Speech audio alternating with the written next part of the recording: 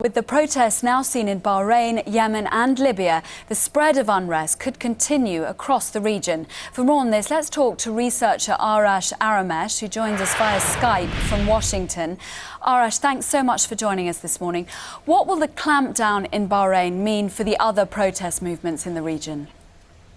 The uprisings in the region that started in Tunisia a few weeks back went to Egypt, and now it has spread to the little kingdom of Bahrain in the Persian Gulf. It is very hard now to predict what's going to happen next. But what is really clear to us here, observing the events in the region, is that there are illegitimate governments in the region throughout the Arab world and also in Iran that have very little legitimacy with the majority of the populations. They have resorted to various measures in the past few decades to keep the population in check.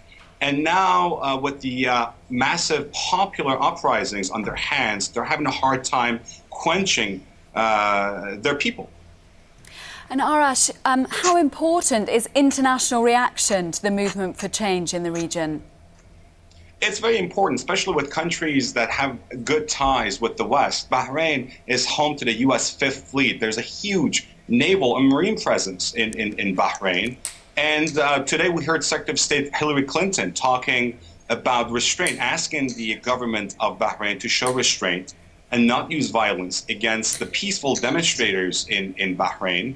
But international pressure does matter, and it's important, as it did matter in the case of Egypt, and it did matter in the case of Tunisia. And it's important for the people in the region to know that the free world and the West is on their side and does sympathize and support their ambitions for free, for freedom and for self-determination. Can we expect anything more from the US than just urging them to consider the demands of the protesters? The U.S. is in a very tough position. The administration of President Barack Obama has to consider several factors. One is, again, as I mentioned, the large presence of thousands of American troops in the region, in Bahrain. It's the largest home of the U.S. Navy in the region.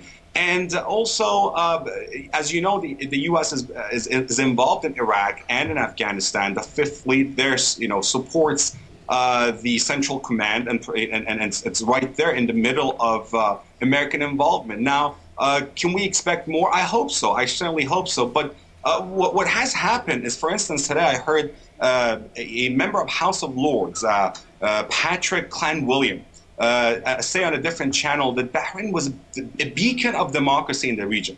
And he downplayed what has happened in Bahrain. He said only a fraction of a percent have shown up in Bahrain. Not people in the region, when they hear comments like that coming from a British member of the House of Lords, his lordship should know that these comments not only don't they serve the interests of the Bahraini government, and they also don't serve the interests of England and the United States.